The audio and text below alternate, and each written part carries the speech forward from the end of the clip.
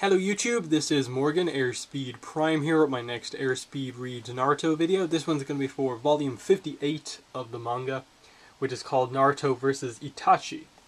Really nice cover on this one, with obviously Itachi demonstrating his version of the Susanoo, and then Naruto doing his kind of his mini Rasen Shuriken here, kind of highlighting that he has entered the war in this volume. This is an 11 chapter volume. We cover 545 to 555, the Immortal Core, Kage Showdown, Value Treasures, Naruto vs. Itachi, Itachi's questions, the Koto Amatsukami, Stop Nagato, To Be a Hokage, the Battlefield, the Rasen Shuriken Limit, and Paradox. So yeah, really solid volume here. I like a lot of what happens here. Obviously you get the really big awesome kind of moments of Naruto entering the battlefield and really getting to, I suppose, change the tides of a lot of the battles. Especially when he enters the battle against like the third Raikage and he is instrumental in what happens there. That's a very notable battle.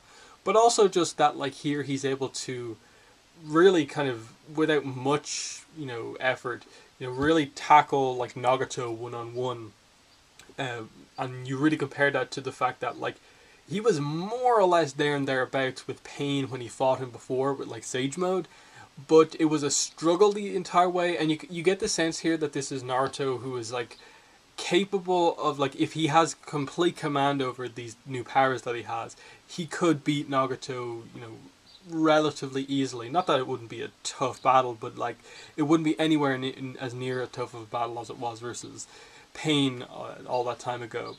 But yeah, a lot of interesting battles here. Obviously we get the big Itachi reveal that he, the power, the crow that Itachi implanted into Naruto is, and how that allows Itachi to do what he does coming next. But let's get into going through this as it kind of plays out.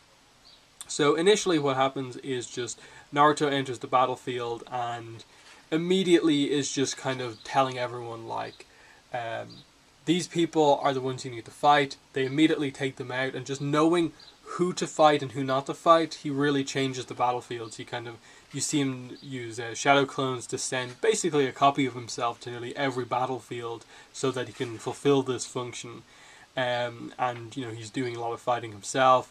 We see him use a summoning jutsu to summon the different Toad this time out, and it's a really cool moment to see Naruto enter a war, and he is the changing factor in the war. He's no longer just this kind of character who, many volumes ago, like, it was always like hit or miss as to whether he would have an impact on the battlefield. You always known that he has potential to be really strong, but a lot of the times he kind of maybe failed to show it in the best way. But here you see he's just kind of firing on all cylinders. He is just a power level above most other people.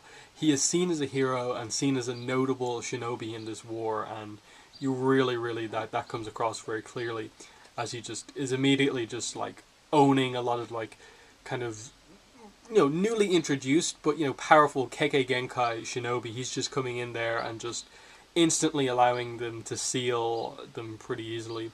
The first, I suppose, big emotional conflict that we get in this volume is Gaara and his father finally confronting each other as Onoki, the Tsuchikage, confronts his mentor, the other Tsuchikage, the particle style duo basically.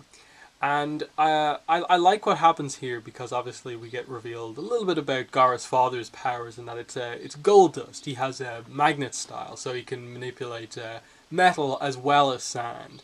And so he has this idea that like, because he can also control metal, basically a collision between Gaara and his sand goes in his favor because the metal slows down Gaara's sand, and he can use the metal to basically like push through, and that's the kind of initial power advantage. But I like how in this fight it's not necessarily a slugfest between the two.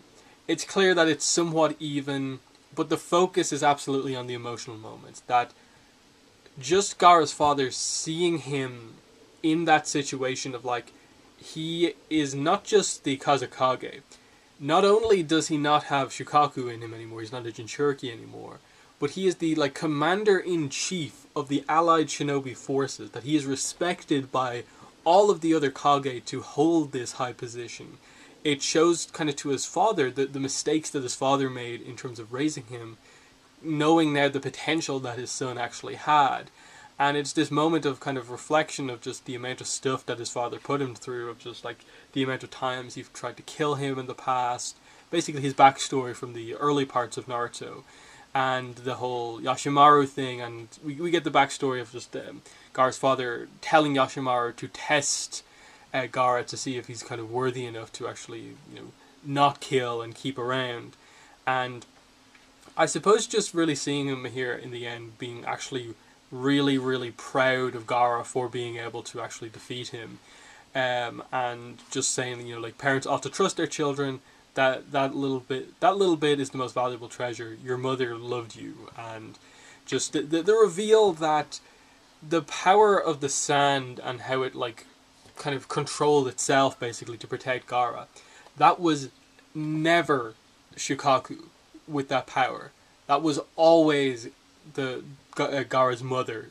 That was that power. That was always protecting him, so that Gaara has always had his mother with him, and it kind of gives a lot of extra meaning to the whole idea of like, the fact that Gaara, carved the symbol for love onto his forehead, and how it actually has a lot of good meaning now because of the fact that his mother was kind of always there for him, and it wasn't the case that his mother hated him like he was told when he was younger, and the love kind of representing this kind of hatred before, but now actually being kind of true. So some awesome moments here as the Gaara's father is one of the first ones to be sealed away of this group of powerful shinobi.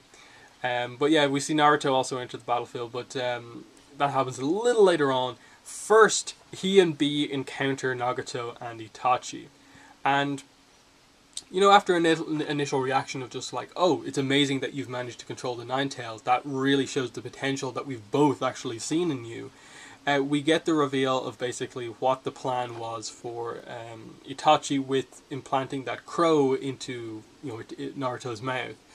And it's revealed that basically that crow has one of Shisui's eyes, and it will react next time it sees Itachi's Mangekyo Sharingan.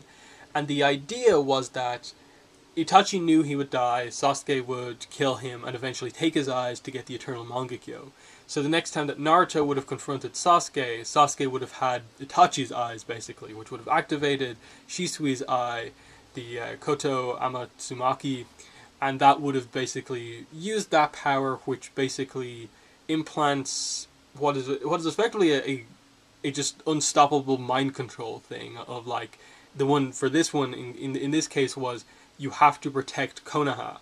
So that would have implanted this kind of thing that would have basically fixed Sasuke, basically, that he would have gone from hating Konoha to now wanting to save it just because of the power of this technique.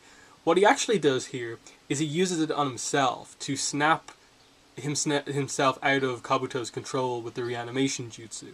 So basically the idea being is that Shisui's power to say protect Konoha is a higher level than Kabuto's control over him. So Itachi is just reanimated at this point. He still has, I suppose, the weaknesses of most other animated shinobi, but he's not being controlled by anyone anymore. And so the fight that we get here is, effectively, B, Itachi, and Naruto against Nagato here. And, we get a chance to see all of, the power of all of Nagato's, Rinnegan skills, and there's a little bit of a struggle when they realize that all of the powers being contained in one person is actually tricky in a different way to them all being 6 separate people with different powers, but they eventually do manage to kind of seal him. The combination of like the different powers and like special weapons that Itachi has for his Susanoo, Naruto's Wind Style, and then Killer Bee's Biju Bomb is what gives them the advantage, and they manage to seal Nagato away. It's a really nice kind of finishing moment as well for Nagato, as he kind of, I suppose, goes away, gets his second final words to Naruto, and he basically says, you are the final volume of a trilogy. Jiraiya was the perfect opening act, but the middle volume was a dud. Me. one that even Master would not acknowledge. The success or failure of a series depends on the third and final volume. Naruto, you must be the masterpiece that finishes this trilogy, and so amazing that no one remembers the waste that was in the middle, the waste that was me. And it's just this idea of like the person who came before Naruto, the suspected, child of prophecy, is now giving it completely all to the person who is actually the child of prophecy, that finished the trilogy in a good way, for our master's sake, basically. It's a really nice moment. But Itachi basically says that, you two deal with Madara, I'll deal with the reanimation. I've just told you guys words of wisdom. Every jutsu has a weakness. You can't see the weakness of the reanimation, which, like in a previous volume, Kabuto went to great lengths to basically explain that there's no drawbacks to it. There's no, it doesn't waste a ton of power. You can use it, it's long range. There's no drawback against a wielder. But Itachi clearly sees some sort of a weakness, and he's going to deal with it. And he just kind of pushes Naruto back onto the correct path of just like, you are really powerful now, but just remember always that, the person who becomes Hokage is not the person who, you don't become Hokage and then everyone acknowledges you. Everyone acknowledges you, and then you become Hokage. You kind of have that already. Don't forget the people who supported you to get you to the point where you are now, where you are acknowledged by everyone. And it's just like, yes, Naruto feels like he kind of has to do this on his own, but he's now accepting that he's going to get the help of people as well. So that's a big point as Naruto gets fired up going into the final stages of the kind of battle here, and basically Naruto helps them to defeat Mu, the other particle style user. He says something just before he's sealed away, which seems to suggest that he isn't fully sealed away. But still, he's entered the battlefield. The Tsuchikage and Gaara are informed about why Naruto is on the battlefield. And then the next big person to tackle is the third Raikage, who is revealed to basically be one of the only shinobi on his own, unarmored, capable of fighting a tail beast one-on-one. And he is known for his invincible lightning power armor defense, that just the sheer power he's emitting from his lightning style off his body makes it impossible to harm him. And then he has basically what is effectively established to be a different type of Chidori attack, where he puts his four fingers together and does a really amazing jab that's basically invincible. So he has invincible armor, an invincible weapon, and then the less fingers that he uses, the more powerful his attack is. And it's this idea of how is he killed if he's just basically invincible and has an invincible weapon? And the idea is just yeah, he died fighting 1,000 shinobi, 1 versus 1,000 to let everyone else get away. And even then he lasted 3 days against a full army of 10,000. The only wound on his body is one wound, which seems to be from a battle with the Eight Tails.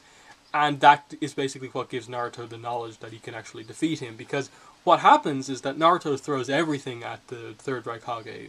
Tons of Rasen Shurikens, does an amazing sequence of moves using the tail beast kind of manipulation and stuff like that. And basically ends up kind of hitting him with 2 or 3 of them. And it just doesn't do anything. And he runs out of tail beast power, so it's what's Naruto going to do now? He's powerful even without the tail beast stuff, but is that enough to take on the third Raikage? But you remember he's got Sage Mode, which is just an amazing power in and of itself. And I like how they use it here, that Naruto has this backup to what is now his kind of ace technique, the golden chakra mode that he seems to have. And he basically notes from the story that he hears from the Eight Tails that, oh, I think I have an idea about how he injured himself basically before. And he basically uses Sage Mode to prioritize its kind of sensing abilities and speed, and does a normal Rasengan into the third Raikage's attack, the single finger attack as he's kind of coming forward at Naruto. And he aims the Rasengan at his arm, so that the arm moves and actually pierces himself, revealing that this paradox of he's got the invincible weapon, but he's got the invincible armor, which is more powerful. What happens when they hit? The paradox is actually broken, and it's revealed that his attack was more powerful than his defense, and that his wound was caused by himself. When he fought the Eight Tails to exhaustion, he fell on his own finger doing an attack, basically, to injure himself. Just a really clever thing of just these shinobi of legends, and kind of using the kind of story of how they were defeated, or a final battle to kind of bring them to a conclusion. We also do get Sasuke taking the bandages off his new eyes, I suppose revealing his Eternal Mangekyo Sharingan for the first time, and he's basically breaking out and seemingly going to join the battle as well. And yeah, we just deal with the fact that they're going to go after the other, I think it's the other Mizukage that they have there. I think it's the third Mizukage that they have, the guy with the mustache and the clam, that he's going to be the next one to deal with. And because Naruto's just taken out the guy with the most powerful shield, it's a big thing for Gaara. Now, Gaara has the most powerful shield in the shinobi world, effectively. So, you know, a lot of fun battles here with really kind of clever solutions. Naruto being involved in these battles for, like, the first time in the war, it adds a really cool factor to it. Big moments for Itachi, Nagato, Gaara's father, Gaara himself. A lot of nice character moments, a lot of nice action. Basically a little bit of everything that makes Naruto good in my book. And so I was really, really pleased with kind of the stuff that we had here. I like the episodes in the anime. I like this. And I'm definitely excited to go on. So yeah, I'm definitely trying to make more progress into the series. We've only got, 14 more volumes to go. And I'm hopefully in the next month or two, we'll be able to get through the full series. So I'm definitely going to accelerate the last 14 reviews to get them out a little bit quicker than it has been in more recent times. So just be aware of that. But yeah, that's been the video. Thanks for watching, and bye.